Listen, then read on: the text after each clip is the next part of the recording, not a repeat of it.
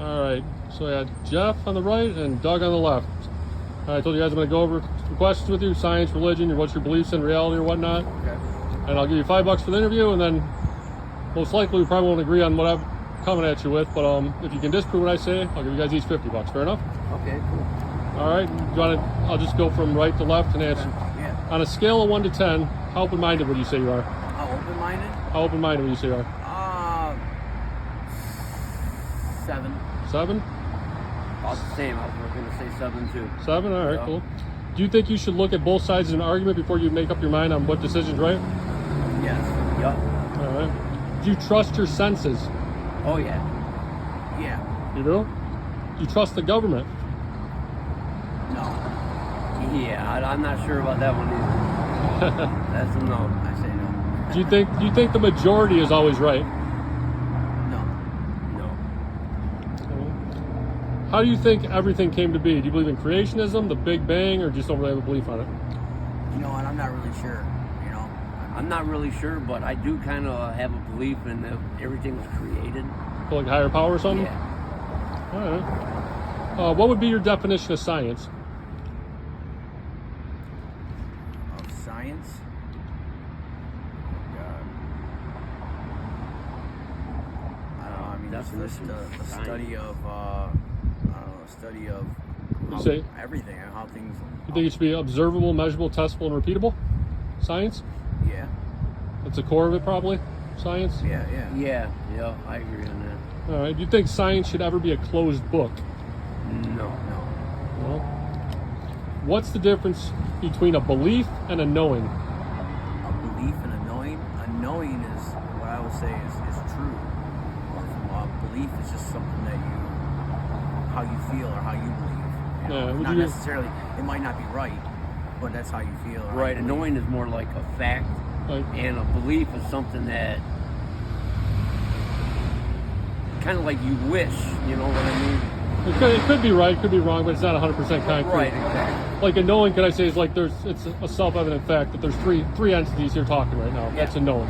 Yeah. All right, here's the big question here. What shape do you guys think the Earth is? Do you believe it's an oblate spheroid? Do you believe it's flat? Do you believe it's without form? Or do you believe it's some other type of shape? Round, I think. Yeah. You think it's a sphere, what the mainstream tells us? Yeah. Can I ask you guys why you believe that? Just from what I was That's learning. what we're taught. You're taught? Yeah, that's what we're taught. Yeah. It's fair. You guys know the difference between like natural science and like formal science? No, not really. Well, formal science, you make up like a crazy mathematical equation to explain reality or whatnot. Okay.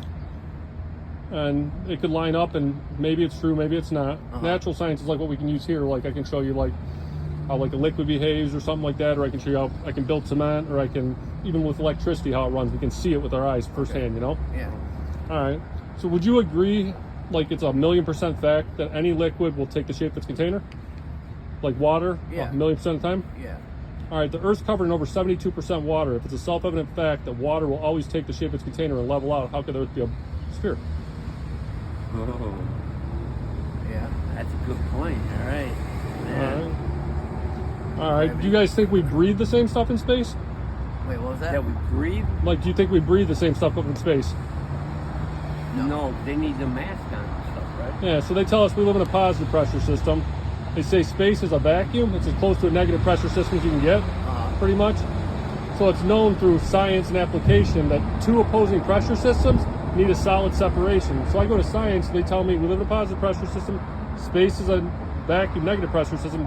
Science tells me that's impossible. Could you give me a practical example of two opposing pressure systems existing side by side without a solid barrier? No, I can't. Not offhand, no. Like a pressurized deodorant canister with no barrier? Like, all right. All right. Well, here, do you guys know what the star Polaris is? Star Polaris? Polaris. I've heard of it. I'm not exactly. It's a North sure. Star. You ever heard of the North Yeah, Star? North Star. Oh, yeah. It's right in the middle of what I like to call the realm. Like, I think it's kind of like the Matrix that we're in, really, but whatever. It's right in the middle of us. It vibrates back and forth. You can look at a time lapse, and everything does perfect geocentric circles around it. Okay. So how do you guys know the difference between eclipses, lunar eclipse, and solar eclipse? Yeah, well, yeah, I mean, I don't really solar know. eclipse isn't that when the sun goes? The moon goes in front of the Yeah, sun. moon goes in front of the the sun. Then the lunar eclipse is, can you guys, when you guys put your arms out, like hands out, like both hands out? All right, I'm going to use, so the sun, I'm going to back up a little bit. Okay. They tell us the Earth's in between the sun and the moon. We'll say your hands are the sun and the moon. Okay. A lunar eclipse, they say it's the sun's shadow cast on the Earth at the dark time on the moon, and it's always a spherical shadow cast on the moon. They say it's the sun's shadow, or it's the Earth's shadow cast on the moon. Yeah. That's a lunar eclipse in the mainstream. Okay. But the sun's on the other side. You guys would admit the sun's probably round, right? Yeah. Yeah. How would you disprove it's not the sun blocking out the moon? Would you be able to disprove it? No, I wouldn't. Yeah. All right, so here's the last one. So Polaris doesn't move. Everything. So how would you disprove what I'm saying? Polaris doesn't move. Everything's spinning around us, causing the Coriolis effect in each hemisphere.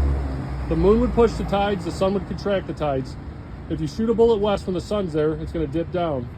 But I say that's based off a false axiom. If you shoot a bullet west at nighttime when the moon there, the bullet will bounce up. And like I said, the lunar eclipse is actually the sun blocking out the moon. It's not the Earth's shadow. Can you disprove it? No? No. All right, perfect. That's all I wanted. All right, thanks, guys. I appreciate it. And I'll hook you guys up. Now, What- was this for